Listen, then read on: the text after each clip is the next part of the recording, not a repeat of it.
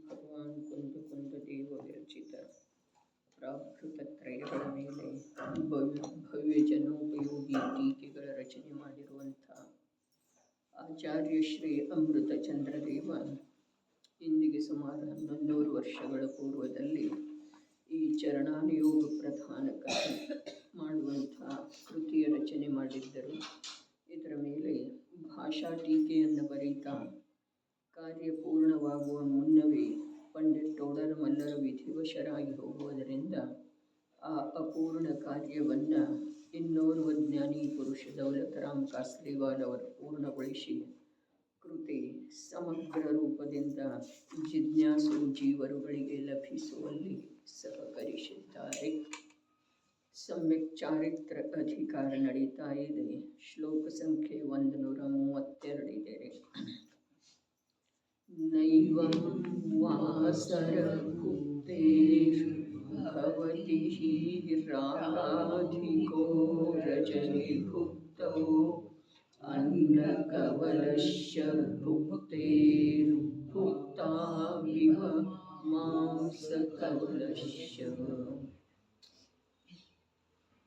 ಭಾವಾರ್ಥ ಓದೋದಿತ್ತು. ಹೊಟ್ಟೆ ತುಂಬುವ ಅಪೇಕ್ಷೆಯಿಂದಂತೂ ಎರಡೂ ಭೋಜನಗಳು ಸಮಾನವಿವೆ. ಆದರೆ ಪ್ರತಿಯೊಂದು ಪ್ರಾಣಿಗೆ ಅನ್ನ, ಹಾಲು, ತುಪ್ಪ ಮೊದಲಾದವುಗಳನ್ನು ತಿನ್ನುವಲ್ಲಿಯಂತೂ ಸಾಧಾರಣ ರಾಗಭಾವವಿದೆ. ಎಂದರೆ ಕಡಿಮೆ ಲೋಲುಪತೆ ಇದೆ. ಏಕೆಂದರೆ ಅನ್ನದ ಆಹಾರವಂತೂ ಎಲ್ಲ ಮನುಷ್ಯರಿಗೆ ಸ್ವಾಭಾವಿಕವಾಗಿಯೇ ಇರುವುದರಿಂದ ಪ್ರಾಯಶಃ ಅಧಿಕ ಸಂಖ್ಯೆಯ ಜನರು ಅನ್ನದ ಭೋಜನವನ್ನೇ ಮಾಡುತ್ತಾರೆ. ಇನ್ನು ಮಾಂಸದ ಭೋಜನದಲ್ಲಿ ಕಾಮಾದಿಗಳ ಅಪೇಕ್ಷೆಯಿಂದ ಅಥವಾ ಶರೀರದ ಸ್ನೇಹ ಮೋಹದ ಅಪೇಕ್ಷೆಯಿಂದ ವಿಶೇಷ ರಾಗಭಾವವಿರುತ್ತದೆ. ಏಕೆಂದರೆ ಮಾಂಸದ ಭೋಜನವು ಎಲ್ಲ ಮನುಷ್ಯರಿಗೆ ಸ್ವಾಭಾವಿಕವೂ ಪ್ರಾಕೃತಿಕವೂ ಆದ ಆಹಾರವಲ್ಲ. ಅದೇ ಪ್ರಕಾರ ಹಗಲಿನ ಭೋಜನದಲ್ಲಿ ಪ್ರಾಯಶಃ ಎಲ್ಲ ಪ್ರಾಣಿಗಳಿಗೆ ಸಾಧಾರಣ ರಾಗಭಾವವಿದೆ. ಏಕೆಂದರೆ ಹಗಲಿನ ಭೋಜನವು ಎಲ್ಲ ಪ್ರಾಣಿಗಳಿಗೆ ಇರುತ್ತದೆ. ಮತ್ತು ರಾತ್ರಿಯ ಭೋಜನದಲ್ಲಿ ಕಾಮಾದಿಗಳ ಅಪೇಕ್ಷೆಯಿಂದ ಹಾಗೂ ಶರೀರದಲ್ಲಿ ಅಧಿಕ ಸ್ನೇಹವಿರುವ ಅಪೇಕ್ಷೆಯಿಂದ ಹೆಚ್ಚು ರಾಗಭಾವವಿರುವುದರಿಂದ ರಾತ್ರಿಯ ಭೋಜನವು ತೀರ ಕಡಿಮೆ ಮನುಷ್ಯರಿಗೆ ಇರುತ್ತದೆ ಎಂಬುದು ಸ್ವಾಭಾವಿಕವಾದ ಮಾತಿದೆ. ಏಕೆಂದರೆ ಹಗಲಿನಲ್ಲಿ ಭೋಜನ ಮಾಡುವುದರಿಂದ ಎಷ್ಟು ಒಳ್ಳೆಯ ರೀತಿಯಿಂದ ಪಚನವಾಗುತ್ತದೆ ಮತ್ತು ಆರೋಗ್ಯವು ಎಷ್ಟು ಒಳ್ಳೆಯದಾಗಿರುತ್ತದೆ, ಅಷ್ಟು ರಾತ್ರಿಯಲ್ಲಿ ತಿನ್ನುವುದರಿಂದ ಎಂದೂ ಇರುವ ಸಾಧ್ಯತೆ ಇಲ್ಲ. ಆದುದರಿಂದ ರಾತ್ರಿ ಭೋಜನದ ತ್ಯಾಗ ಮಾಡಬೇಕಾಗುವುದು ಮತ್ತು ಹಗಲಿನಲ್ಲಿ ಭೋಜನ ಮಾಡಬೇಕಾಗುವುದು. ಈ ಪ್ರಕಾರ ಶಂಕಾಕಾರಣ ಶಂಕೆಯ ನಿರಾಕರಣೆಯಾಯಿತು. ಶಂಕಾಕಾರಣ ಶಂಕೆ ಏನಿತ್ತು? ಹಗಲಿ ಮತ್ತು ರಾತ್ರಿ ನಿರಂತರ ಭೋಜನ, ಅರ್ಥಾತ್ ಯಾವ ಭೇದ ಇಲ್ಲದ ಯಾವಾಗ ಬೇಕಾದಾಗ ಅಥವಾ ಹಗಲಿನೂ ಮತ್ತು ರಾತ್ರಿನೂ ಭೋಜನ ಮಾಡುವುದರಿಂದ ರಾಗಭಾವ ಬೆಳೀತಾ ಇರ್ತಿದೆ ಅನ್ನುವುದರೊಳಗೆ ಯಾವುದೇ ಪ್ರಕಾರದ ಸಂದೇಹ ಇಲ್ಲ ಅಂಥೇಳಿ ಆಚಾರ್ಯ ಭಗವಂತರ ವಚನದ ಮೇರೆಗೆ ಶಿಷ್ಯ ಅಥವಾ ಸಂದೇಹಕಾರ ಸಂದೇಹ ವ್ಯಕ್ತ ಮಾಡಿರ್ತಾನೆ. ಯಾವಾಗಲೂ ಭೋಜನ ಮಾಡುವುದರಿಂದ ರಾಗ ಆಗ್ತಿದೆ, ರಾಗದಿಂದ ಹಿಂಸೆ ಅನಿವಾರ್ಯ ಇದೆ ಎಂದ ಮೇಲೆ ಹಗಲು ಹೊತ್ತು ಭೋಜನ ತ್ಯಾಗ ಮಾಡಿ ರಾತ್ರಿ ಮಾಡಿದರೆ ಏನು ತಪ್ಪಿದೆ ಅಂದ್ರೆ ಅಷ್ಟ ರಾಗ ಉಳಿತಲ್ಲ, ಅವನ ಸಂದೇಹ ಇರ್ತಾರೆ. ಅದಕ್ಕೆ ಆಚಾರ್ಯ ದೇವರ ಮಾಂಸಭಕ್ಷಣದ ಹಾಗೆನ ಆಗ್ತಿದೆ ಅನ್ನುವಂಥ ಮಾತಿನ ಪ್ರಸ್ತಾಪ. ಅರೆ, ನಿರಂತರ ಸೂರ್ಯನ ಅಭಾವದೊಳಗ ಸಮೂರ್ಛನ ತ್ರಸ ಜೀವಗಳ ಅಗಣಿತ ಉತ್ಪತ್ತಿ ಆಗ್ತಾ ಇರ್ತಿದೆ. ಹೀಗಿದ್ದ ಮೇಲೆ ಆ ತ್ರಸ ಜೀವಗಳ ಆಹಾರದ ಮೂಲಕ, ನಿಮ್ಮದು ಶುದ್ಧ ಆಹಾರ ಇದ್ರೂ ಕೂಡ ಅದರ ಮೂಲಕ ಗ್ರಾಸವನ್ನೆತ್ತಿ ಮುಖದಲ್ಲಿ ಇರಿಸಿ ಅದನ್ನು ತೆಗೆಯುವ, ನುಂಗುವ, ಬಾಯಿ ತೆಗೆಯುವ, ಇಲ್ಲಿಂದ ಇಲ್ಲಿಗೆ ಹೋಗುವ, ಮಧ್ಯದೊಳಗ ಅನೇಕ ಜೀವಗಳ ಆ ಆಹಾರದ ಜೊತೆಗೆ ಒಳಗೆ ಹೋಗ್ತವೆ. ಅಂದ್ರೆ ಪ್ರತ್ಯಕ್ಷ ಏನಾಗ್ತಿದೆ, ಸೂಕ್ಷ್ಮ ಇದ್ರೂ ಕೂಡ ತ್ರಸ ಜೀವಗಳ ಇರುವುದರಿಂದ ತ್ರಸ ಜೀವಗಳ ಕಾಯ ಮಾಂಸದಿಂದ ಯುಕ್ತ ಇರುವ ಕಾರಣ ಅಲ್ಲಿ ಮಾಂಸಾಹಾರ ಇದೆ ಅನ್ನುವುದನ್ನು ಆಚಾರ್ಯ ಭಗವಂತರ ಹೇಳ್ತಾ ಇದ್ದಾರೆ. ಯಾವ ಆಹಾರ ಹಗಲ ಹೊತ್ತಿನಲ್ಲಿ ಅನ್ನಾಹಾರ ಇದೆಯೋ ಅದೇ ಆಹಾರ ರಾತ್ರಿ ಹೊತ್ತಿನಲ್ಲಿ ಮಾಂಸಾಹಾರ ಇದೆ ಅಂಥೇಳಿ ಹೇಳಿದರು. ಒಂದು ಮಾತ. ಈಗ ಎರಡನೇದಾಗಿ ಹೇಳ್ತಾ ಇದ್ದಾರೆ, ಸ್ವಾಭಾವಿಕವಾಗಿ ಅನ್ನದ ಆಹಾರ ಮನುಷ್ಯ ಮಾತ್ರರಿಗಲ್ಲ, ಪ್ರಾಣಿ ಮಾತ್ರರಿಗನ ಸಹಜ ಇದೆ. ಅನ್ನದ ಆಹಾರ ಮನುಷ್ಯರಿಗಂತೂ ಅನ್ನದ ಆಹಾರ ಸಹಜ ಇದೆ. ಬಹಳಷ್ಟು ಜನರ ಶರೀರದ ವಿದ್ಯಮಾನತೆಯ ಸಲುವಾಗಿ ಯಾವಾಗೂ ಆಹಾರ ರಾಗದ ಪೋಷಣೆಯ ಸಲುವಾಗಿ ಇರುವುದನ್ನ ಇಲ್ಲ. ಅದನ್ನು ಯಾವ ರೀತಿಯಿಂದ ಬೇಕಾದರೂ ದೃಢ ಮಾಡಿಕೊಳ್ಳುತ್ತಾರೆ. ರಾಗದ ಪೋಷಣೆಯ ಸಲುವಾಗಿ, ರಸನೇಂದ್ರಿಯದ ತೃಪ್ತಿಯ ಸಲುವಾಗಿ ಆಹಾರದ ಸೇವನೆ ಮನುಷ್ಯನಿಗಂತೂ ಇರುವುದನ್ನ ಇಲ್ಲರಿ. ಇನ್ನು ರಾತ್ರಿ ಭೋಜನ ಮನುಷ್ಯ ಮಾಡುವಂಥದ್ದು ಪ್ರಮೇಯನೂ ಇಲ್ಲ. ಹಗಲ ಹೊತ್ತಿನೊಳಗೆ ಸ್ವಾಭಾವಿಕವಾಗಿ ಹಸಿವೆಯ ಬಾಧೆ ಉತ್ಪನ್ನ ಆಗುವ ಸಲುವಾಗಿ ಶಾರೀರಿಕ ಕ್ರಿಯೆ ಮೊದಲಾದವುಗಳು ನಡೆದದ್ದು ಇರ್ತವೆ.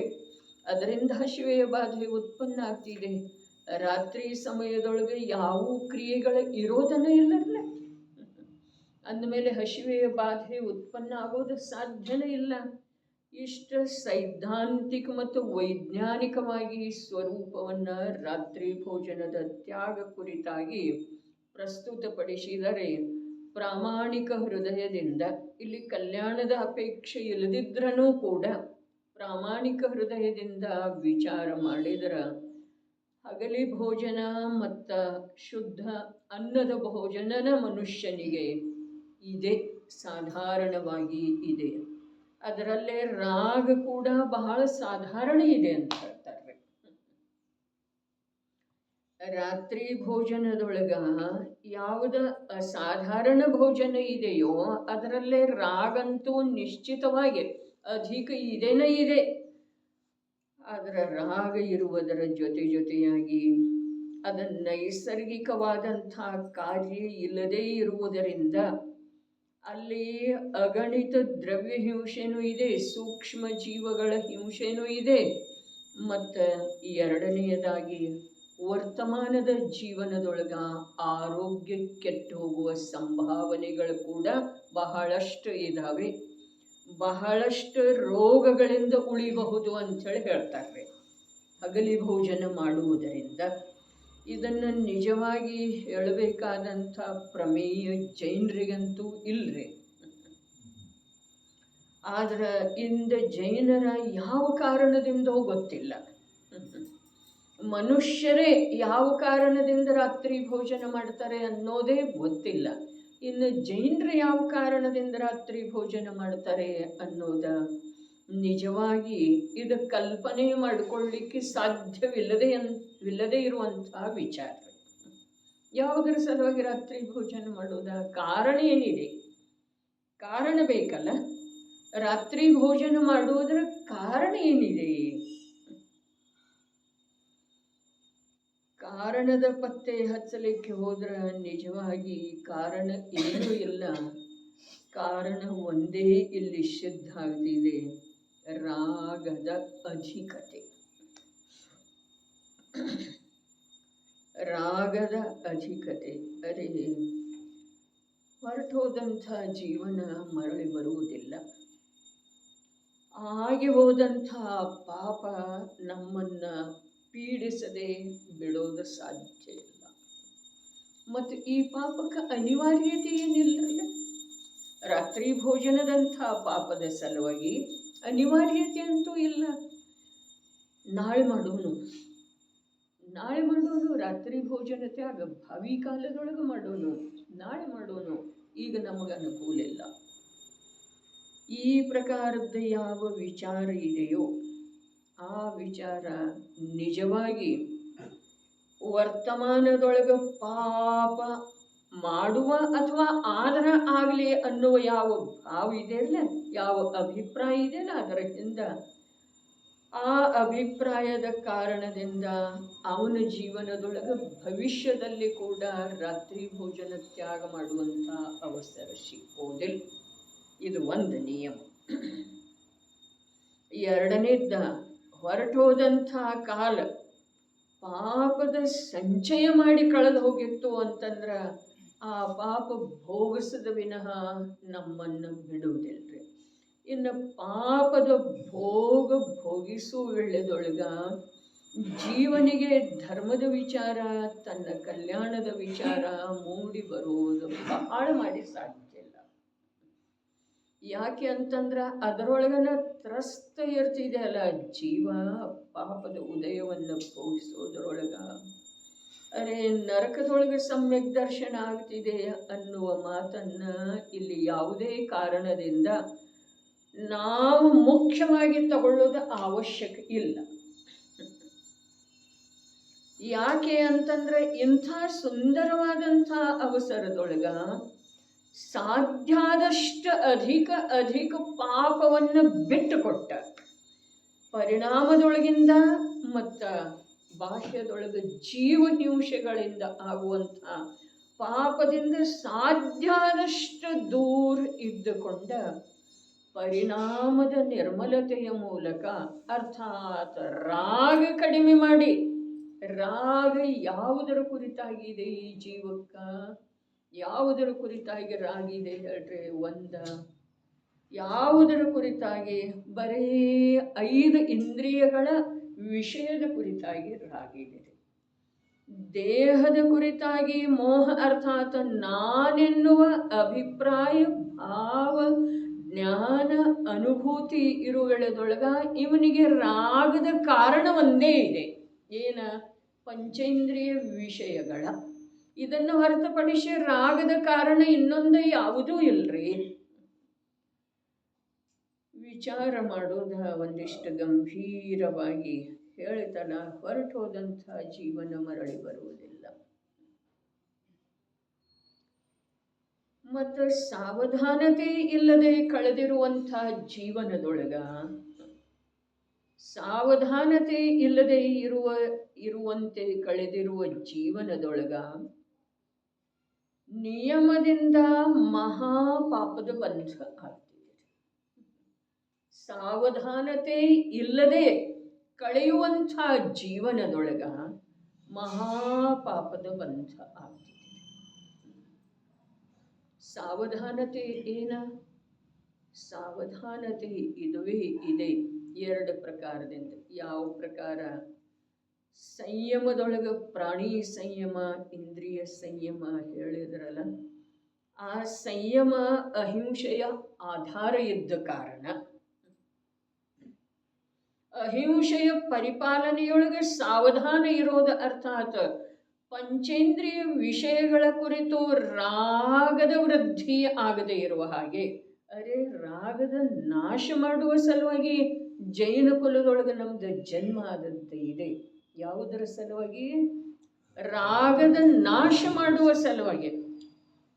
ಆದ್ರೆ ರಾಗ ಬೆಳೆದೇ ಇರುವ ಹಾಗೆ ಇರುವುದು ಕೂಡ ನಮಗೆ ಬರುವುದಿಲ್ಲ ಅಂದ ಮೇಲೆ ಏನು ಹೇಳಿತು? ಪ್ರಾಣಿ ಸಂಯಮ, ಇಂದ್ರಿಯ ಸಂಯಮ. ಒಂದಿಷ್ಟ ಶಬ್ದದ ಮೂಲಕ ಯಾವ ವಿಷಯ ಇದೆ ಆ ವಿಷಯದ ಕಡೆಗೆ ಹೋಗುವ ಪ್ರಯತ್ನ ಮಾಡುವುದು. ಪ್ರಾಣಿ ಸಂಯಮ, ಇಂದ್ರಿಯ ಸಂಯಮ, ಇವು ಎರಡೂ ಏನದವೋ ಒಂದು ಅಹಿಂಸೆಯ ಸಲುವಾಗಿ ಆಧಾರದವ್ರೆ. ಜೀವಗಳ ಹಿಂಸೆ ಆಗದೇ ಇರುವ ಹಾಗೆ, ಅರೆ ಸಾಧ್ಯಾದಷ್ಟು ಕಮ್ಮಿ ಅರೆ ಆಗಬಾರ್ದು ಅನ್ನುವ ಉದ್ದೇಶದಿಂದ ಪ್ರವೃತ್ತಿ ಬೇಕು. ಮತ್ತು ರಾಗ ಬೆಳಿಬಾರ್ದು. ಇದು ಇಂದ್ರಿಯ ಸಂಯಮದ, ಅದ ಪ್ರಾಣಿ ಸಂಯಮ, ಇದು ಇಂದ್ರಿಯ ಸಂಯಮ. ಅಹಿಂಸೆಯ ಸಲುವಾಗಿ ಸಾವಧಾನತೆ ಇರಲಿಲ್ಲ ಅಂತಂದ್ರೆ ರಾಗದ ಅಭಾವ ರೂಪದ, ಹಿಂಸೆಯ ಅಭಾವ ರೂಪದ, ರಾಗದ ಹಿಂಸೆ ಇದೆ ನಿಜವಾಗಿ, ರಾಗದ ಅಭಾವ ರೂಪದ, ಹಿಂಸೆಯ ಅಭಾವ ರೂಪದ ವೀತರಾಗ ಧರ್ಮ, ಅಹಿಂಸಾ ಧರ್ಮ ನಮ್ಮ ಜೀವನದೊಳಗ ಪ್ರಕಟ ಆಗೋದು ಸಾಧ್ಯ. ಸತತ ಸಾವಧಾನ ಬೇಕು. ಯಾವುದರ ಸಲುವಾಗಿ? ಇಂದ್ರಿಯ ಸಂಯಮದ ಸಲುವಾಗಿ ಮತ್ತು ಪ್ರಾಣಿ ಸಂಯಮ. ಅರೆ ಜೀವಗಳ ಹಿಂಸೆ ಆಗಬಾರ್ದು, ನನ್ನಿಂದ ಆಗಬಾರ್ದು. ಈ ಸಾವಧಾನತೆಯ ಅಭಾವದೊಳಗ ಪ್ರಮಾದದಿಂದ ಯಾವ ಚರ್ಯೆ ಆಗ್ತಿದೆಯಲ್ಲ, ಅಲ್ಲಿ ನಿಯಮದಿಂದ ಮಹಾನ್ ಹಿಂಸೆಯ ಬಂಧ ಆಗ್ತಿದೆ. ಮತ್ತು ಮಹಾಹಿಂಸೆ ಆಗ್ತಾ ಇರೋ ವೇಳೆದೊಳಗ ಅಹಿಂಸೆಯ ಮಾರ್ಗದ ಪ್ರಾಪ್ತಿ ಬರೇ ಅವಸರ ಹೊರಟು ಹೋಗ್ತಿದೆಯೋ ಅಥವಾ ಅನಂತ ಕಾಲದೊಳಗೆ ಅದರ ಪ್ರಾಪ್ತಿ ಆಗೋದು ದುಸ್ತರ ಆಗ್ತಿದೆ. ವಿಚಾರ ಗಂಭೀರವಾಗಿ ಮಾಡೋದು. ಕಲ್ಯಾಣದ ಅಭಿಲಾಷೆ ಇತ್ತು ಅಂತಂದ್ರೆ ಮಾಡೋದು. ಜಿನವಾಣಿಯ ಸಂಯೋಗ ಆದದ್ದಿದೆಯಲ್ಲ, ಅದರಿಂದ ನಿಜವಾಗಿ ಪ್ರಯೋಜನವನ್ನು ಪಡೆಯೋದಿತ್ತು ಅಂತಂದ್ರೆ ವಿಚಾರ ಮಾಡೋದು. ಭಾಷ್ಯದೊಳಗೆ ಎಲ್ಲ ಏನು ಮಾಡ್ತೇವೆ, ಪ್ರಭು ಧರ್ಮಾಚರಣೆಯ ಹೆಸರಿನಿಂದ ಏನೇನು ಮಾಡ್ತೇವೆಯೋ ಅದು ಎಲ್ಲದರೊಳಗ ಈ ಮೋಹ ಮತ್ತು ರಾಗ, ಅರೆ ಪ್ರಾಣಿ ಸಂಯಮದೊಳಗ ಮೋಹವನ್ನು ತುಂಡರಿಸುವುದಿದೆ, ಇಂದ್ರಿಯ ಸಂಯಮದೊಳಗ ರಾಗವನ್ನು ತುಂಡರಿಸುವುದಿದೆ. ಪ್ರಾಣಿ ಸಂಯಮದೊಳಗ ಮೋಹವನ್ನು ತುಂಡರಿಸುವುದಿದೆ, ಇಂದ್ರಿಯ ಸಂಯಮದೊಳಗ ರಾಗವನ್ನು ತುಂಡರಿಸುವುದಿದೆ. ಮೋಹದ ಒಂದು ಸಮಯ ಉದಯದ ಅಭಾವ ರೂಪದ ಯಾವ ಸ್ಥಳ ಇದೆಯೋ ಅಲ್ಲಿ ರಾಗರಹಿತ ಸ್ವಭಾವದ ಅನುಭೂತಿ ಆಗೋದ ಇದೆ. ಆ ಅನುಭೂತಿಯ ಸಲುವಾಗಿ ಅವು ಎರಡನ್ನೂ ಅನಿವಾರ್ಯವಾಗಿ ಮಾಡಬೇಕಾಗುತ್ತೆ. ಒಂದು ಪ್ರಾಣಿ ಸಂಯಮದ ಸಲುವಾಗಿ ಸಾವಧಾನ, ಎರಡನೇದ ಇಂದ್ರಿಯ ಸಂಯಮದ ಸಲುವಾಗಿ ಜ್ಞಾನದ ಉದ್ಯಮ. ನೋಡ್ರಿ, ಯಾವುದೇ ಭವದೊಳಗ ನಮಗೆ ಸಮ್ಯಕ್ ದರ್ಶನ್ ರತ್ನತ್ರಯ ರೂಪದ ನಿಜವಾದ ಸುಖದ ಮಾರ್ಗ, ಮೋಕ್ಷದ ಮಾರ್ಗ ಲಭಿಸಬೇಕಾಯಿತು ಅಂತಂದ್ರೆ ಇವೇ ಎರಡು ಕಾರ್ಯ ಮಾಡಬೇಕಾಗುತ್ತೆ. ಮೋಹವನ್ನು ಕ್ಷೀಣಿಸಬೇಕಾಗುವುದ, ರಾಗವನ್ನು ಬೆಳೆಗೊಡಬಾರದು. ಬೆಳೆಯದೇ ಇರುವ ಹಾಗೆ ಸಾವಧಾನ ಇರಬೇಕು. ಮೋಹದ ಒಂದು ಸಮಯ ಅಭಾವ ಯಾವಾಗ ಆಗ್ತಿದೆಯೋ, ಉದಯದ ಅಭಾವನೆ, ಆ ಸಮಯದೊಳಗ ರಾಗರಹಿತ ಸ್ವಭಾವದ ಅನುಭೂತಿ ಏನು ಆಗೋದಿದೆ ಅದರ ಹೆಸರು ಸಮ್ಯಕ್ ದರ್ಶನ. ಇದೇ ಉದ್ಯಮವನ್ನು ನಾವು ಯಾವತ್ತರೇ ಸಮ್ಯಕ್ ದರ್ಶನ ಪ್ರಾಪ್ತ ಆಗಬೇಕಾದ್ರೆ ಇದೇ ಉದ್ಯಮ ಮಾಡಬೇಕಾಗುತ್ತೆ.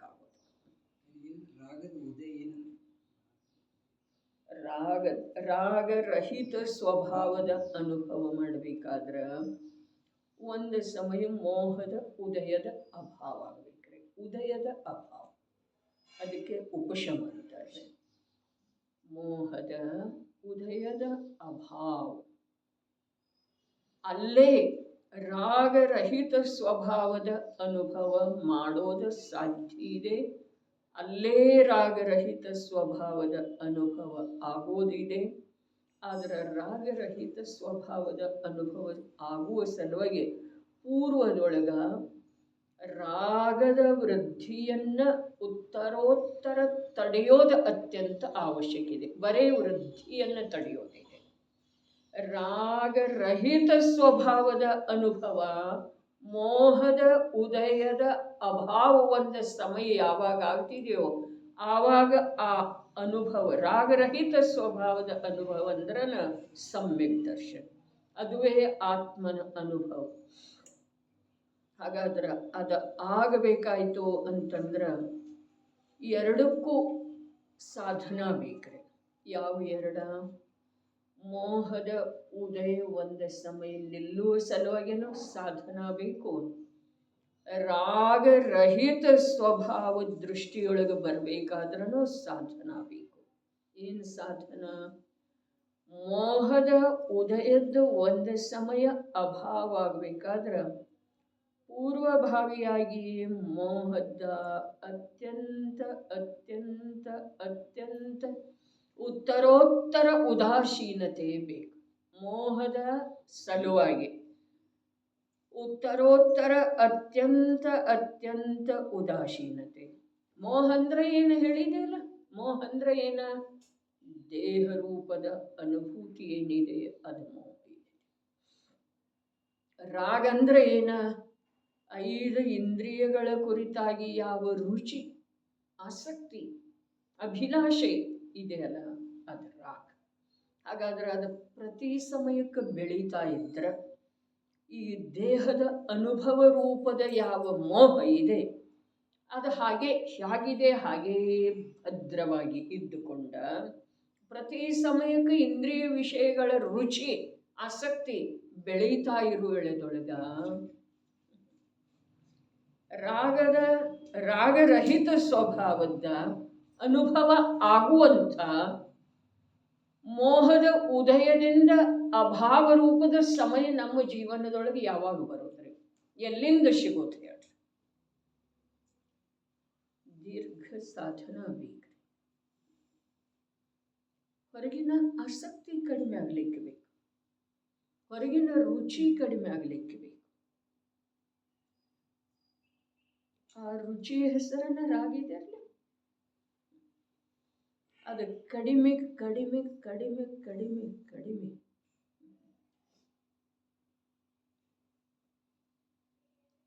ಆದಾಗನ ಒಂದು ಸಮಯ ಅದರಿಂದ ರಹಿತ ಸ್ವಭಾವ ದೃಷ್ಟಿಯೊಳಗೆ ಬರುವುದಿದೆ. ಅದು ಕಡಿಮೆ ಆಗುವುದರ ಜೊತೆಯಾಗಿ ಇದು ಬಿಟ್ಟು ಹೋಗ್ಲಿಕ್ಕೆ ಬೇಕಲ್ಲ. ಯಾವುದ? ದೇಹ ಅಂದ್ರೆ ನಾನೆನ್ನುವ ಅನುಭೂತಿ, ಶ್ರದ್ಧೆ.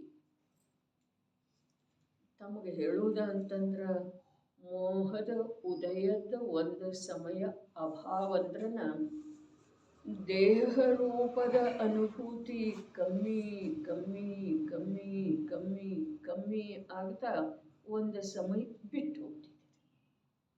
ಹಾಗಾದ್ರೆ ಅದು ದೀರ್ಘ ಅಭ್ಯಾಸ ಬೇಕಲ್ಲ. ಇದ್ದಕ್ಕಿದ್ದ ಹಾಗೆ ಮರಣ ಬಂದ ಎದುರಿಗೆ ಎಲ್ಲೋದ್ರೆ ಅವಾಗ ಏನು ಮಾಡೋದ? ಏನು ಮಾಡೋದು? ಭಯಭೀತ ಆಗೋದ.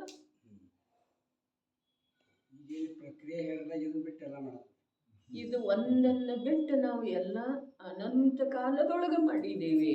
ಈಗ ಕೂಡ ನಮಗೆ ಅದರದ್ದೇ ರುಚಿ ಇದೆ.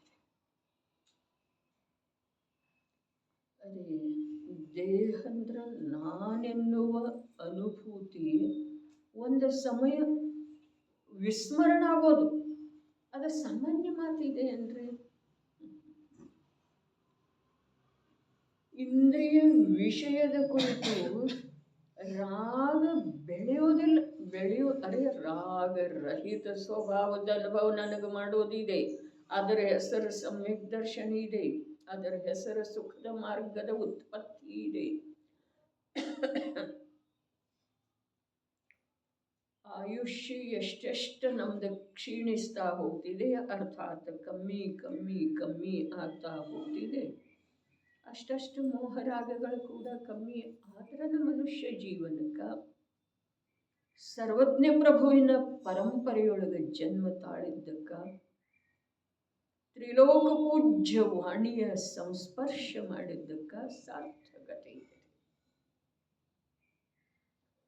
ದ್ವೇಷದ್ದಂತೂ ಮಹತ್ವನೇ ಇಲ್ಲ, ಬರೇ ರಾಗ ಬೆಳೀತಾ ಇರೋದು ಯಾವ್ದ? ರಾಗ. ಅರೆ ರಾಗದ ಗರ್ಭದೊಳಗೆ ದ್ವೇಷ ಇದೆ ರೀ. ಇದು ಬೇಕು, ಇದು ಬೇಕು, ಇದು ಹೀಗಿರ್ಬೇಕು. ನೋಡುವ ದೃಶ್ಯ, ಕೇಳುವ ಶಬ್ದ, ತಿನ್ನುವ ಆಹಾರ, ಆಘ್ರಾಣಿಸಲ್ಪಡುವ ಗಂಧ, ಇವೆಲ್ಲ ಸ್ಪರ್ಶಿಸಲ್ಪಡುವಂಥ ವಿಷಯ ಹೀಗಿರ್ಬೇಕು, ಹೀಗಿರ್ಬೇಕು, ಹೀಗಿರ್ಬೇಕು, ಇನ್ನೂ ಹೀಗಿರ್ಬೇಕು, ಇನ್ನೂ ಅನ್ನುವುದೇನು ರಾಗಿದೆಲ್ಲ, ಆ ರಾಗವೇ ಹಾಗೆ ಯಾವ ಸಮಯದೊಳಗೆ ಕಾಣುವುದಿಲ್ಲ, ಆವಾಗ ದ್ವೇಷ ಬಂದಿಲ್ಲ ಅಂತಿದೆ. ಹೌದು ಅಥವಾ ದ್ವೇಷ ಅನ್ನೋದು ಬೇರೆ ಏನಿಲ್ಲ, ಇದು ಹೀಗಿರ್ಬೇಕು, ಇದು ಹೀಗಿರ್ಬೇಕು. ಅರೆ ಇಂದ್ರಿಯ ವಿಷಯನೇ ಬರೇ ಮಕ್ಕಳು ಹೀಗಿರ್ಬೇಕನ್ನೋದನ್ನು ಇಂದ್ರಿಯ ವಿಷಯನೇ ಇದೆ. ಶರೀರದ ಸ್ಥಿತಿ ಹೀಗಿರ್ಬೇಕನ್ನೋದನ್ನು ಇಂದ್ರಿಯ ವಿಷಯನೇ ಇದೆ. ರಾಗ ಇದೆ, ರಾಗ ರಾಗ ಅದು ಯಾವಾಗ ಹಾಗೆ ಕಾಣುವುದಿಲ್ಲಲ್ಲ ಆವಾಗ ದ್ವೇಷ. ರಾಗ ಇಲ್ಲದೆ ಹೋದ್ರ ಜೀವದಲ್ಲಿ ದ್ವೇಷ ಉತ್ಪನ್ನ ಆಗಲಿಕ್ಕೆ ಕಾರಣನೇ ಇಲ್ಲ, ಯಾವುದೂ ಇಲ್ಲ.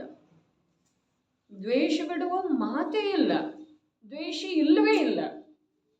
ರಾಗ ರಾಗ ರಾಗ. ಅರೆ ವೀತರಾಗ ಅಂಥೇಳಿ ಏನು ದೇವನ ಸ್ವರೂಪ ಹೇಳಿದ್ರು, ಅಲ್ಲಿ ಲೋಕವ್ಯಾಪ್ತಿ ಭಾವ ಇದೆ ರೀ. ಇಡೀ ಲೋಕವ್ಯಾಪ್ತಿ ಭಾವ ಇದೆ. ದ್ವೇಷ ಬಿಡೋದ, ಕ್ರೋಧ ಬಿಡೋದ, ಮತ್ಸರ ಬಿಡೋದ, ವೈರ ಬಿಡೋದ ಯಾವ ಮಾತನ್ನು ಇಲ್ಲ. ಅವು ಎಲ್ಲ ರಾಗ ಕಮ್ಮಿ ಕಮ್ಮಿ ಕಮ್ಮಿ ಆಗ್ತಾ ಹೋಗಿರುವಂಥ ಅವಸ್ಥಾ ವಿಶೇಷದೊಳಗ ಅವುಗಳಿಗೆ ಅವಕಾಶನೇ ಇಲ್ಲ, ಅವು ಇಲ್ಲನೇ ರೀ. ಎಂಥ ಮಗ ಹುಟ್ಟುತ್ತಾನೋ ಯಾರಿಗೆ ಗೊತ್ತಾ ಅನ್ನೋದಕ್ಕೆ ಕಾರಣ ಏನಿದೆ? ಏನಿದೆ ರೀ? ಮದುವೆ ಮತ್ತು ಪತ್ನಿಯ ಸಂಯೋಗವೇ ಅಲ್ಲ. ಇಲ್ಲ ಅಂತಂದ್ರೆ ಎಂಥ ಮಗ ಹುಟ್ಟುತ್ತಾ ಅನ್ನೋ ಪ್ರಶ್ನೆ ಯಾಕೆ ಬರ್ತಿದೆ? ಅದೇ ಪ್ರಕಾರ ದೇಹದೊಳಗ ಅಪನತ್ವ ಬುದ್ಧಿ, ದೇಹರೂಪದ ಅನುಭೂತಿ ಮತ್ತು ಇಂದ್ರಿಯ ವಿಷಯಗಳಲ್ಲಿ ಅಖಂಡವಾಗಿ ಬೆಳೀತಾ ಇರುವಂಥ ಆಸಕ್ತಿ, ಅದರಿಂದ ಈ ಜೀವಕ್ಕ ನೂರಾರಲ್ಲ ಲಕ್ಷಾಂತರ ಧಾರ್ಮಿಕ ಕಾರ್ಯ ಮಾಡಿದ್ರೂ ಕೂಡ ಅಲ್ಲಿಗೆ ಆತ್ಮಾನುಭೂತಿಗೆ ಅವಕಾಶ ಇಲ್ಲ ನೋಡ್ರಿ. ವಿಚಾರ ಮಾಡಿ ನೋಡೋದ, ಆಮೇಲೆ ನಿರ್ಣಯ ಮಾಡೋದು. ಹೇಳಿದ ಪ್ರಕಾರ ಏನು ಹ್ಞೂ ಅನ್ನೋದ, ಮತ್ತೆ ಬಿಟ್ಟು ಬಿಡೋದ, ಅದೇನು ಬೇಕಿಲ್ಲ. ವಿಚಾರ ಮಾಡಿ ನೋಡೋದು. ನೂರಾರು ಸಾವಿರಾರಲ್ಲ ಲಕ್ಷಾಂತರ ಧಾರ್ಮಿಕ ಕ್ರಿಯೆಗಳನ್ನು ಮಾಡಿದ್ರೂ ಕೂಡ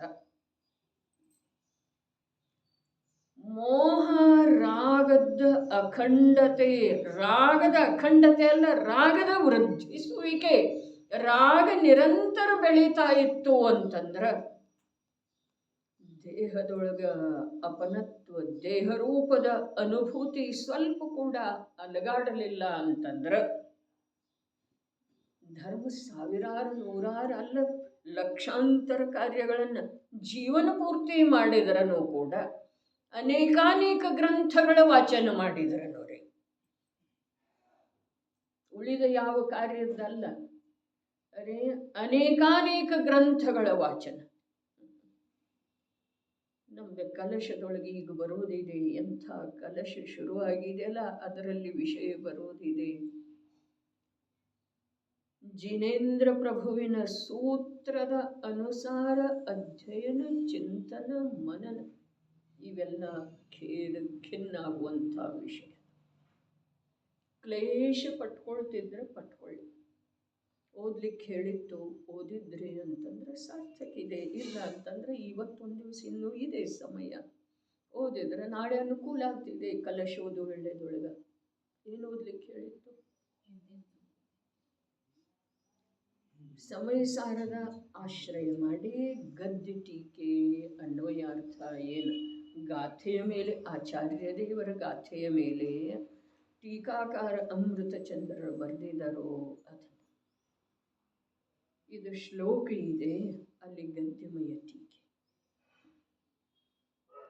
ಮೊದಲಿನ ಒಂದೆರಡ, ಆಮೇಲೆ ಮುಂದೆ 206ನೇ ಗಾಥೆ ಬರೋದಿದೆ ರೀ. ಇದೊಂದು ಕಲಶ ಇನ್ನೊಂದು ಕಲಶ ಆದಮೇಲೆ ಗಾಥೆ 205ನೇದ್ದು ಆದಮೇಲೆ ಏನು ಬರೋದಿದೆ? ಏದಮ್ಮಿರದೋ ನಿಚ್ಚಂ. 206ನೇ ಗಾಥೆ ಬರೋದು ಏದಮ್ಮಿರದೋ ನಿಚ್ಚಂ. ಇದರೊಳಗನ ನಿತ್ಯ ಅನುರಕ್ತನಾಗು, ಇದರೊಳಗನ ನಿತ್ಯ ಅಭಿರುಚಿ ಮಾಡು, ಇದರಲ್ಲೇ ನೀ ತೃಪ್ತನಾದರೆ ನಿನಗೆ ಉತ್ತಮ ಸೌಖ್ಯ.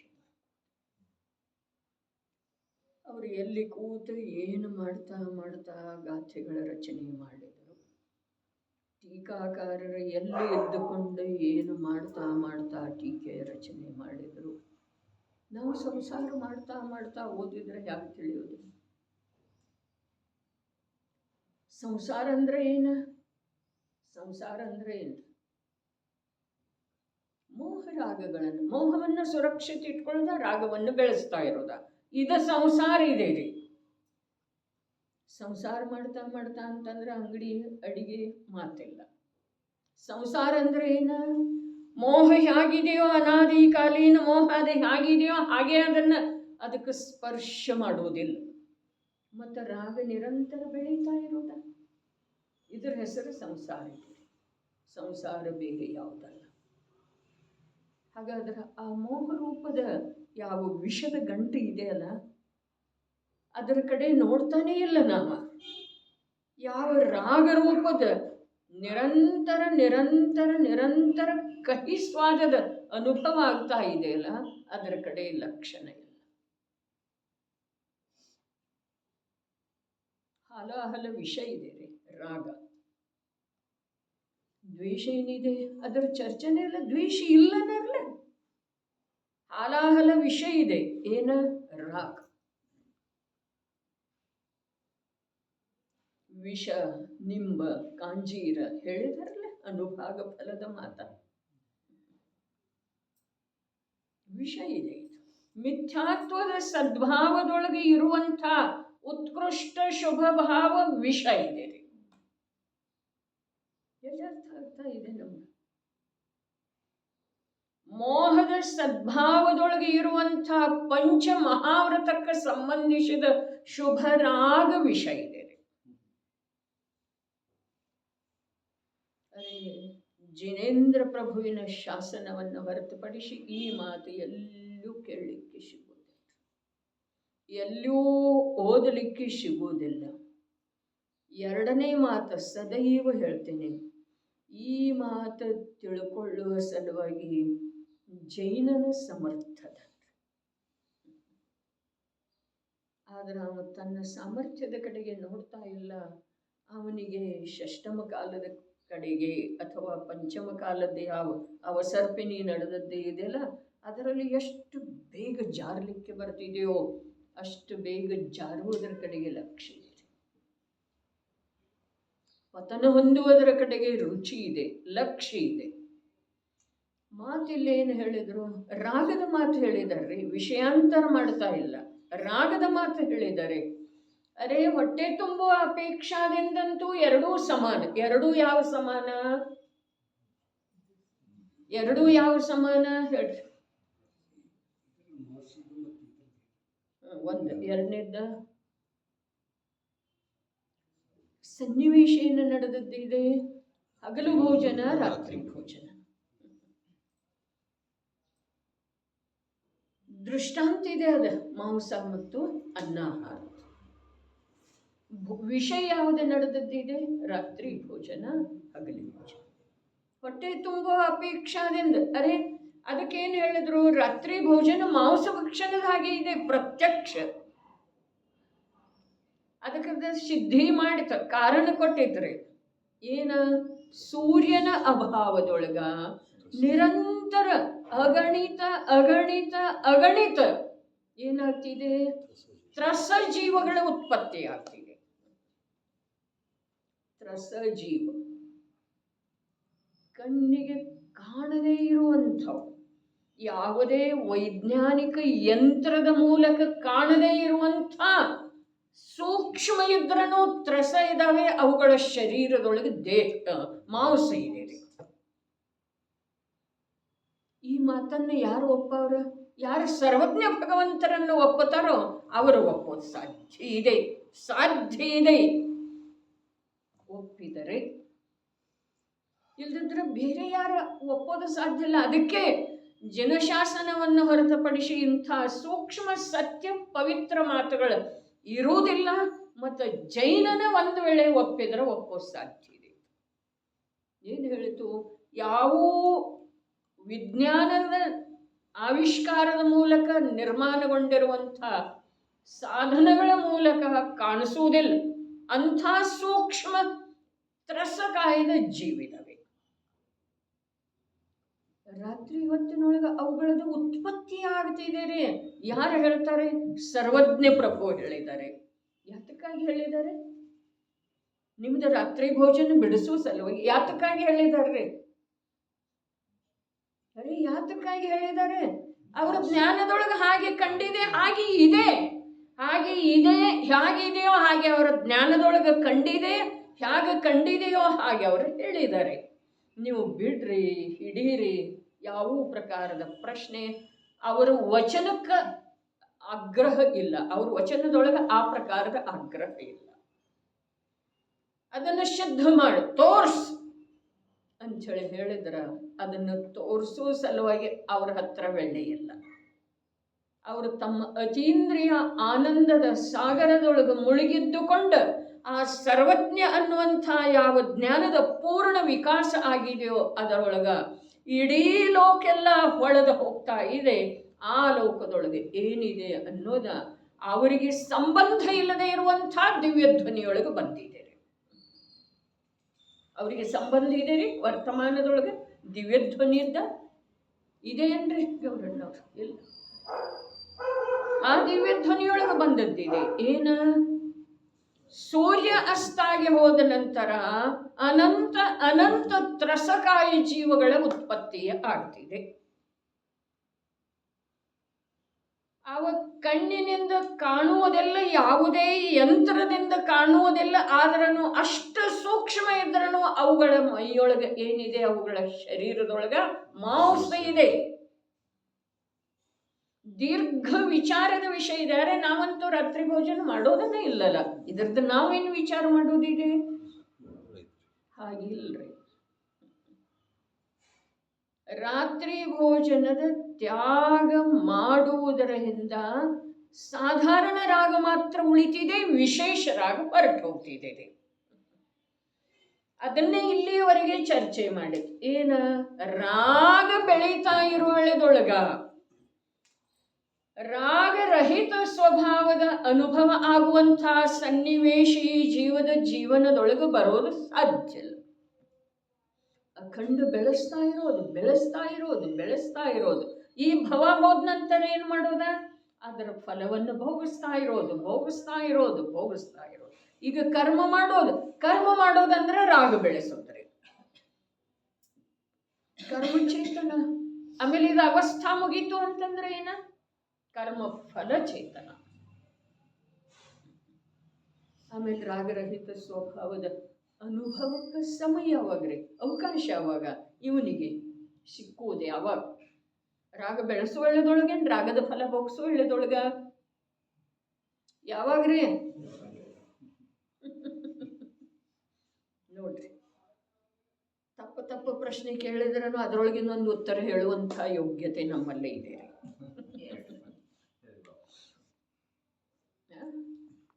ಸುಧತೆ ಆಗಿದ್ದೀನಿ. ರಾಗ ಬೆಳೆಸುವ ವೇಳೆದೊಳಗೇನು ರಾಗದ ಫಲ ಭೋಗಿಸುವ ವೇಳೆದೊಳಗೆ ರಾಗರಹಿತ ಸ್ವಭಾವದ ಅನುಭವ ಯಾವಾಗ ಆಗ್ಲಿಕ್ಕೆ ಅವಕಾಶ ಇದೆ ಹೇಳ್ರಿ?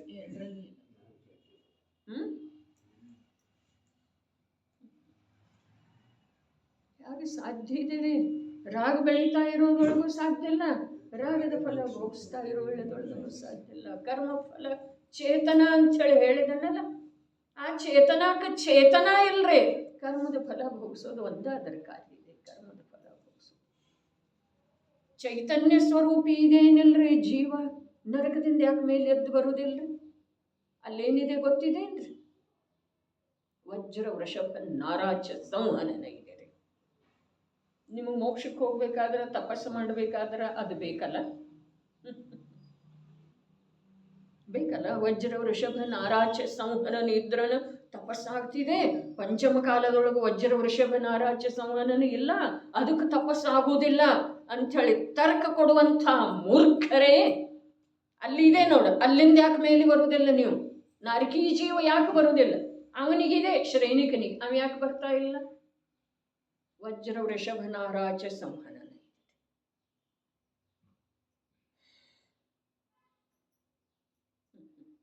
ಜೀವ ತಾನು ಮಾಡದ ವಿನಃ ಏನು ಮಾಡುದ?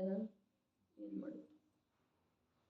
ಕರ್ಮದ ಫಲ ಭೋಗಿಸುವ ಸಮಯದೊಳಗ ಅವನಿಗೆ ಪುರುಷಾರ್ಥ ಮಾಡೋದು, ಆ ದಿಕ್ಕಿನಿಂದ ಪುರುಷಾರ್ಥ ಮಾಡೋದು ಸಾಧ್ಯ.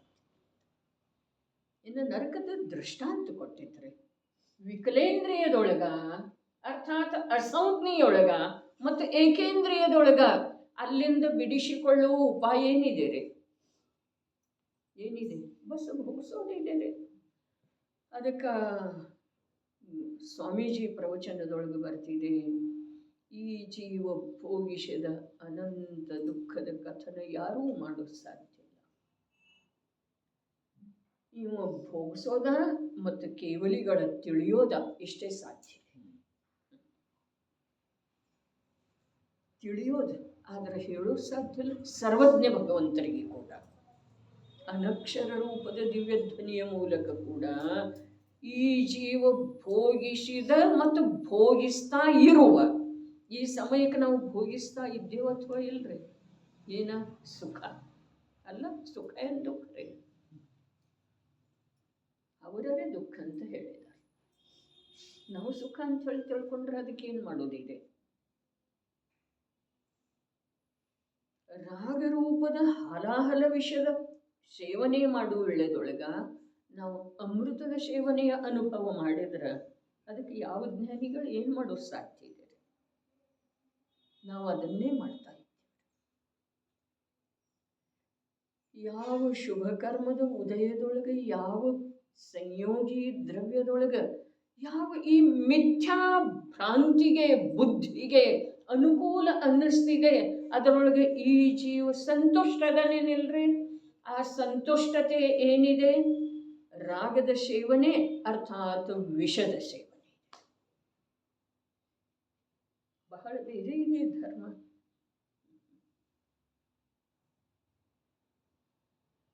ಏನು ಹೇಳ್ತು? ಈ ಭ್ರಾಂತ ಬುದ್ಧಿಗೆ ಸಂಯೋಗದ ಯಾವುದಾದರೂ ಪದಾರ್ಥದ ಯಾವುದಾದರೂ ಅವಸ್ಥೆ ಅನುಕೂಲ ಕಾಣಿಸ್ತು ಅಂತಂದ್ರೆ ಅದರೊಳಗೆ ಯಾವ ಸಂತೋಷದ ಅನುಭವ ಆಗ್ತಿದೆಯಲ್ಲ, ಆ ಅನುಭವ ಏನಿದೆ? ರಾಗ ಅರ್ಥಾತ್ ವಿಷ ಇದೆ.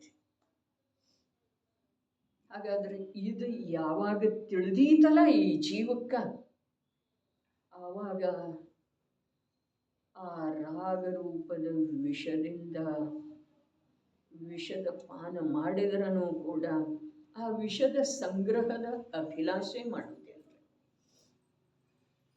ಅದಕ್ಕೆ ಸೂಕ್ಷ್ಮ ಇದೆ ನೋಡ್ರಿ ಧರ್ಮ. ಅಷ್ಟು ಸುಲಭವಾಗಿ ಮನೆ ಬಿಡದ ವಿನಃ ಏನಾಗುವುದಿಲ್ಲ. ಮನೆ ಬಿಟ್ಟು ಕೂಡಲೇ ಏನೂ ಆಗುವುದಿಲ್ರಿ. ಮನೆ ಬಿಡದ ವಿನಃ ಮೋಹರಾಗ ಕಡಿಮೆ ಆಗುವುದಿಲ್ಲ. ಇದು ಸತ್ತಿದೇನಿಲ್ರಿ, 100ಕ್ಕೆ 100ರಷ್ಟು ಸತ್ತಿದೆ.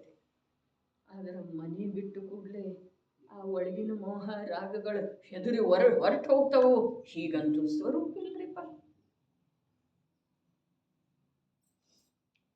ಸಾಕ್ಷಾತ್ ಪಾರ್ಶ್ವಪ್ರಭುವಿನ ಆ ಚರಣ ಕಮಲಗಳ ಆ ಪಾರ್ಶ್ವನಾಥ ಟೂಕ ಸಮಶ್ರೇಣಿಯೊಳಗೆ ಆ ಪಾರ್ಶ್ವನಾಥ ಸಿದ್ಧರ ಸಿದ್ಧಾಲಯದೊಳಗೆ ವಿರಾಜಮಾನಿದ್ದಾರೆ. ಅಲ್ಲಿ ಹೋದ ನಂತರ ಕೂಡ ಅದರ ಕಾರಣದಿಂದ ಯಾವುದರ ಕಾರಣದಿಂದ ಆ ಚರಣ ಕಮಲ ಮತ್ತು ಸಮಶ್ರೇಣಿಯೊಳಗೆ ವಿರಾಜಮಾನ ಇರುವಂಥ ಸಿದ್ಧ ಪ್ರಭು ಅವರ ಕಾರಣದಿಂದ ನನ್ನ ಮೋಹದೊಳಗೆ ನನ್ನ ರಾಗದೊಳಗೆ ಕಿಂಚಿತ್ ಮಾತ್ರ ಕೂಡ ವ್ಯಕ್ತಿ ಬರುವುದಿಲ್ಲ ಬ್ರಹ್ಮಾನಂದವಾಗಿ. ಅರೆ ದೃಷ್ಟಿ ಸಂಯೋಗದ ಯಾವಾಗ ಪೋದೀತು, ಸಂಯೋಗ ದೃಷ್ಟಿಯೊಳಗಿನ ಅಸಾರತೆ ಯಾವಾಗ ಕಂಡೀತು, ಸಂಯೋಗ ದೃಷ್ಟಿಯೊಳಗಿನ ಬಾಧೆ ಪ್ರತ್ಯಕ್ಷ ಯಾವಾಗ ಕಂಡೀತು, ಅರೆ ಅನುಭವದೊಳಗೆ ಇದೆ ರೀ, ಬಾಯಿ ಬಿಟ್ಟು ಹೇಳುವುದಿಲ್ಲ ನೀವು, ಇಷ್ಟೇ ಅನುಭವದೊಳಗೆ ಇದೆ. ಮತ್ತೆ ಹೇಳ್ತೇವೆ, ಬಹಳ ಆನಂದ ಆಯ್ತು ನಮಗಲ್ಲಿ. ಎಲ್ಲಿ ಶಿಬಿರದೊಳಗ, ಪಂಚಕಲ್ಯಾಣಿಕದೊಳಗ, ಶಿಖರ್ಜಿಯೊಳಗ ಬಹಳ ಆನಂದ ಆಯ್ತು. ಯಾವುದರದ ಆನಂದ ಆಯ್ತು? ಯಾವುದರದ ಆನಂದ? ವಿಷಯಾನಂದೋ ಅಥವಾ ಆತ್ಮಾನಂದ? ಕಣ್ಣಿಗೆ ನೋಡಿದ್ದ ಹಬ್ಬ, ಕಿವಿಗೆ ಕೇಳಿದ್ದ ಅನುಕೂಲ, ಸುಖ, ಮಧುರತೆ, ಇದರಲ್ಲ ಹೌದು ಅಥವಾ ಇಲ್ಲ ವಿಚಾರ ಮಾಡಿ ನೋಡಿದ್ರೆ ನಾನು ಯಾರಿಗೂ ಹೋಗುವುದರ ಸಲುವಾಗಿ ತಪ್ಪು ಮಾಡ್ತಾ ಇದ್ದೀರಾ ಅನ್ನೋದಿಲ್ಲ. ಆದರೆ ಅಲ್ಲಿ ಹೋದ ನಂತರ ಏನು ಆಗಬೇಕಲ್ಲ, ಆ ಪ್ರಯತ್ನ ಮಾಡಬೇಕು ಅನ್ನೋ ಒಂದೇ ಉದ್ದೇಶ ಇದೆ. ನಾನು ಹೋಗಿಲ್ಲ, ನೀವು ಹೋಗಿ ತಪ್ಪು ಮಾಡಿದರೆ, ನಾನು ಹೋಗದೇ ಇದ್ದು ಒಳ್ಳೇದು ಮಾಡಿದ್ನು, ಹೀಗ ಅಭಿಪ್ರಾಯ. ಆದರೆ ಹೋದ ನಂತರ ಅರೆ ಹೋದ ನಂತರ ಅದು ಮಾಡೋದು ಅನಿವಾರ್ಯ, ಮಾಡಲೇಬೇಕು. ಇನ್ನು ಹೋಗುದಿದ್ರೆ ಮಾಡಬಾರ್ದೇನ? ಹೋಗದಿದ್ರೆ ಮಾಡಬಾರ್ದೇನ್ರಿ? ಅರೆ ಹೋಗದಿದ್ರನು, ಎಲ್ಲೇ ಇದ್ರನು, ಹೇಗೇ ಇದ್ರನು, ಜಿನವಾಣಿಯ ಆಶ್ರಯದಿಂದ ಭೇದಜ್ಞಾನದ ಅಭ್ಯಾಸ ಮೋಹವನ್ನ ಮಂದಗೊಳಿಸುವ, ರಾಗದ ವೃದ್ಧಿ ಆಗದೇ ಇರುವಂತಹ ಪ್ರವೃತ್ತಿ ನಮ್ಮಿಂದ ಎಲ್ಲಿದ್ರೂ ಆಗಬೇಕ್ರಿ. ಅಲ್ಲಿ ಹೋದ ನಂತರಂತೂ ಆಗಲೇಬೇಕು. ಹೋಗೋದ ಮತ್ತು ಬರೋದ काय आहे आता आमच्या, कुठं काय असते तिथं जायचं. ವಿಚಾರ ಮಾಡೋದು. ಮಾತಂತೂ ಸಹಜ ಇದೆ, ಸುಲಭ ಇದೆ. ಮಾತು ಇಂಥವನ ಬೇಕ್ರಿ. ಇನ್ನೇನು ನಮ್ಮದಿದೆ ಈ ಸಂಸಾರದೊಳಗ? ನಮಗೇನು ಮಾಡಿದಷ್ಟು ಧರ್ಮ, ಮಾಡಿದಷ್ಟು ಯಾತ್ರೆ ಅಂಥೇಳಿ ಅನ್ನೋದು ನಿಜವಾಗಿನ ಯೋಗ್ಯ ಇದೆ. ವ್ಯವಹಾರದ ಕಥನ ಹಾಗೇ ಇದೆ. ಆದ್ರೆ ಒಳಗಡೆ ಎಷ್ಟಿದೆ? ಒಳಗಡೆ ಎಷ್ಟಿದೆ? ನನ್ನ ಈ ಜೀವನದೊಳಗ ಶಾಶ್ವತ ಸುಖದ ಸ್ಥಾನನಾದಂಥ ಅರೆ ಕಲಶದೊಳಗೆ ಬಂತಲ್ಲ, ಏನ ಅನಂತ ಕಾಲದವರೆಗೆ ನನಗೆ ನೆನಪಿರ್ತಾವೇನ್ರಿ? ನನಗೆ ಇರಬೇಕಾಗ್ತಿದೆ, ಬರಬೇಕಾಗ್ತಿದೆ. काय सांगितले? ಅನಂತ ಕಾಲದವರೆಗೆ ನಾಲ್ಕೂ ಗತಿಗಳಲ್ಲಿ ಎಲ್ಲಿಯೂ ದೊರಕದೇ ಇರುವಂತಹ ಸುಖದ ನಿಧಾನನಿದ್ದಾನೆ ಆ ತತ್ವ, ಚೈತನ್ಯ ತತ್ವ ಎಂಥದ್ದಿದೆ. ಅರೆ ಇನ್ನೊಂದರ ಮಹಿಮೆ ಮಾಡೋದು, ಕ್ಷೇತ್ರದ ಮಹಿಮೆ ಮಾಡೋದು, ಕಾಲದ ಮಹಿಮೆ ಮಾಡೋದು, ಪರ್ವತಿಥಿಯ ಮಹಿಮೆ ಮಾಡೋದು, ಗ್ರಂಥದ ಮಹಿಮೆ ಮಾಡೋದು, ಭಗವಂತನ ಮಹಿಮೆ ಮಾಡೋದು, ಆದ್ರೆ ನಿಜಾತ್ಮನ ಮಹಿಮೆ ಬಾರದೇ ಇರೋದು. ಇದರೊಳಗೆ ಧರ್ಮ ಎಷ್ಟಿದೆ ರೀ ಹೇಳ್ರಿ? ಎದೆ ತಟ್ಟಿ ಹೇಳ್ರಿ.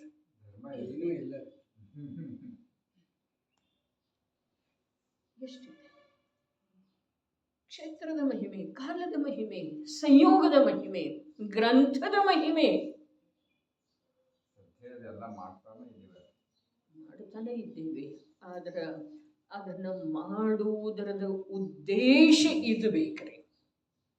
ಇದು ಇಲ್ಲ ಅಂತಂದ್ರ ಅವೇನು ಕಾರ್ಯ ಅದಾವಲ್ಲ ಕೇವಲ ನಿರರ್ಥಕ ಅದಾವ್ರಿ. ಒಂದು ರೀತಿಯಿಂದ ಅದರ ಸತ್ಯದವರೆಗೆ ತಲುಪಿದರೆ ಅವೆಲ್ಲವೂ ಕೇಳುವಂಥ ಧೈರ್ಯ ಅಂತೂ ಇದೆ ಅಂಥೇಳಿನ ಹೇಳ್ತೇನೆ. ಅವು ಎಲ್ಲವೂ ಆತ್ಮವಿರಾಧನೆಯ ಕಾರ್ಯ. ಧೈರ್ಯ ಇದೆ ಅಂಥೇಳಿ ನಾ ಹೇಳಿದೆ. ಏನು ಹೇಳ್ತಾರೆ? ಏನು ತಿಳಿತೈತೆ, ಏನು ಉಳಿತೈತಿ. ಉಳಿಯೋದಂತೂ ಮಾತೇ ಇಲ್ರಿ. ಉಳಿಸಿಕೊಳ್ಳೋದನ್ನೇ ಇಲ್ಲ, ತಿಳಿದ್ರನ ಉಳಿಯೋದು ಸಾಧ್ಯ ಇದೆ ರೀ. ತಿಳಿದಿದ್ರೆ ಹೇಗೆ ಉಳಿಯೋದು?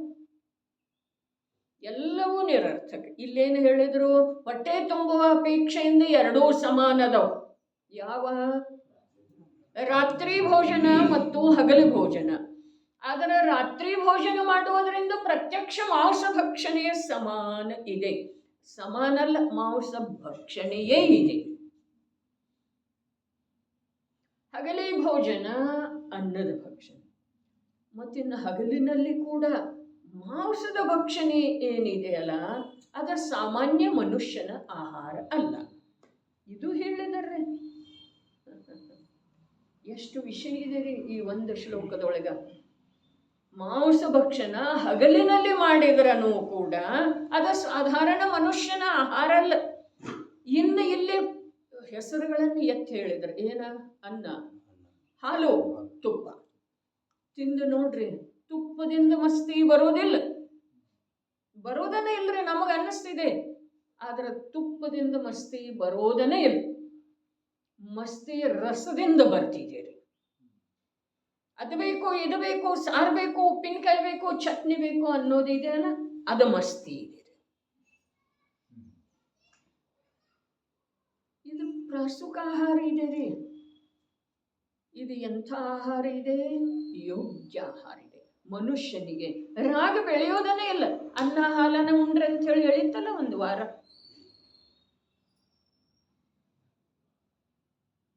ಹೋಗ್ತಿದ್ದೇನ್ರಿ? ಹೋಗ್ಲಕ್ಕ ಅದರೊಳಗೆ ಏನಿದೆ ರೀ? ಎಂಥ ರಸ ಇದೆ ಅದರೊಳಗೆ. ಇದೇ ಅಥವಾ ಇಲ್ಲಮ್ಮ?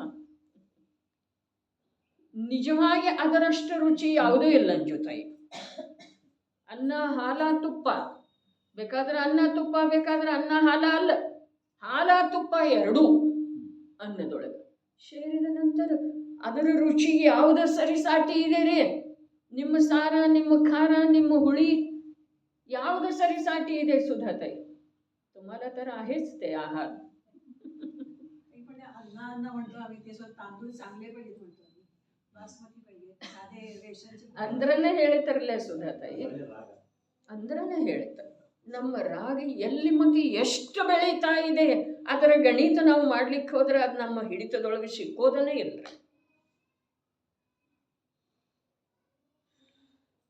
ನಾವೆಲ್ಲ ಧರ್ಮ ಮಾಡ್ಲಿಕ್ಕೆ ಲಾಯಕ್ಕಿಲ್ಲ. ತ್ಯಾಗದ ಮಾರ್ಗದೊಳಗೆ ಹೋಗಲಿಕ್ಕೆ ಅಪಾತ್ರ ದೇವ್ರಿ ನಾವು. ಹೇಗಿದ್ರ ಅವರ ಬರೇ ಕಾರ್ಯದ ನಿಮಿತ್ತದಿಂದ ಲವಣರಸದ ಸ್ವಾದ ಗೊತ್ತಾಗಲಿಲ್ಲ ಅವರಿಗೆ. ಇದೇ ಟೋಡರ್ ಮಲ್ಲರಿಗೆ ಬರೇ ಕಾರ್ಯದೊಳಗೆ ವ್ಯಸ್ತ ಇರುವುದರಿಂದ, ಕಾರ್ಯದೊಳಗೆ ರುಚಿ ಮಗ್ನತೆ ಇರುವುದರಿಂದ. ಹಾಗಾದ್ರೆ ಆ ಅಲೌಕಿಕ ಅರೂಪಿ ನೀರಸ, ಚೈತನ್ಯ ರಸ, ಪಂಚೇಂದ್ರಿಯಗಳಿಂದ ನೀರಸ, ಚೈತನ್ಯ ರಸದಿಂದ ತುಂಬಿರುವಂಥ ಆತ್ಮನಲ್ಲಿ ಯಾವನಿಗೆ ರುಚಿ ಬಂದಿದೆಯೋ ಅವನಿಗೆ ಇದೆಲ್ಲ ಏನು ಇರೋ ಸಾಧ್ಯ ಇದೆ ಅಂದರೆ, ಅದಕ್ಕೆ ಎಷ್ಟೆಷ್ಟು ಮಾತ ಯಾವ್ಯಾವ ರೀತಿಯಿಂದ ಹೇಳಿದ್ರು ಒಂದಿಷ್ಟು ಗಂಭೀರವಾಗಿ ವಿಚಾರ ಮಾಡೋದು. ವಾರದೊಳಗೆ ಒಂದು ದಿವಸ ಸೂಟಿ ತಗೊಳ್ರಿ. ಯಾವುದರ ಸಲುವಾಗಿ? ನಿನ್ನೆ ಆಗಿತ್ತಲ್ಲ ಸೂಟಿ ತಗೊಳ್ರಿ. ಅರ್ಥಾತ್ ರಾಗದಿಂದ ರುಚಿಯನ್ನು ಕಮ್ಮಿ ಮಾಡಿ ತತ್ವದ ಚಿಂತನದೊಳಗೆ ರುಚಿಯನ್ನು ಬೆಳೆಸೋ ಸರ್. ಸ್ವಾಧ್ಯಾಯಕ್ಕೆ ನಿವೃತ್ತಿ ಸಲುವಾಗಿ ಸೂಟಿ ಹೇಳಲಿಲ್ಲ. ಸೂಟಿ ಯಾವುದಕ್ಕೆ ಹೇಳ್ತು? ಇದೇನು ಅಪರಿಮಿತ ನಿರಂತರ ಬೆಳೀತಾ ಇದೆ ಅಲ್ಲ, ಒಂದು ದಿವಸ ಆ ರಾಗದ ಕಡೆಗೆ ಉಪಯೋಗವನ್ನು ಅಧಿಕ ಬೆಳೆಗೊಡದ್ದನ ತೋಡರಮಲ್ಲರು ಏನು ಹೇಳಿದ್ರು? ಆಚಾರ್ಯ ಉಪಾಧ್ಯಾಯ ಸಾಧು ಸಲುವಾಗಿ ಸಾಧುವಿನ ಸ್ವರೂಪ ಹೇಳಿ, ಉಪಯೋಗಕ್ಕೋ ಅಧಿಕ ಭ್ರಮತೆ ನಹಿ. ಉಪಯೋಗವನ್ನು ಅಧಿಕ ಭ್ರಮಿಸಿಕೊಡುವುದಿಲ್ಲ. ಉಪಯೋಗದ ಭ್ರಮಣೆಗೆ ಸೂಟಿ ತಗೊಳ್ಳೋದ್ರಿ. ವಾರದೊಳಗೆ ಒಂದು ದಿವಸ ತಗೊಳ್ಳೋದು ಪೂರ್ತಿ. ಮತ್ತು 24 ಗಂಟೆಯೊಳಗಂತೂ ಒಂದು 2 ಗಂಟೆ ತಗೊಳ್ಳೋದೇನಾರೆ ಕಾರ್ಯ ಆಗಬೇಕು. ಏನಾಗಬೇಕು? ಹುಟ್ಟಿದಂಥ ಸಾಯು ಕಾರ್ಯ ಅಂತೂ ಆಗೋದನ್ನೆಲ್ಲ, ಆ ಕಾರ್ಯ ಆಗುವ ಮಾತು ಹೇಳಲಿಲ್ಲ. ಆದ್ರೆ ಮೋಹದ ಉದಯ ನಿಂತು ಹೋಗಿ ರಾಗರಹಿತ ಸ್ವಭಾವದ ಅನುಭೂತಿ ರೂಪದ ಕಾರ್ಯ. ಆ ಕಾರ್ಯದ ಸಲುವಾಗಿ ನಮ್ಮಲ್ಲಿ ಯಾವುದು ಬೇಕೋ ಪ್ರವೃತ್ತಿ ಇದೆ, ಪ್ರವೃತ್ತಿ ನಿವೃತ್ತಿ ಆದರೆ ನಿವೃತ್ತಿ ಯಾವುದು ಬೇಕೋ ಅದನ್ನು ನಾವೇ ನಮ್ಮ ಜೀವನದೊಳಗೆ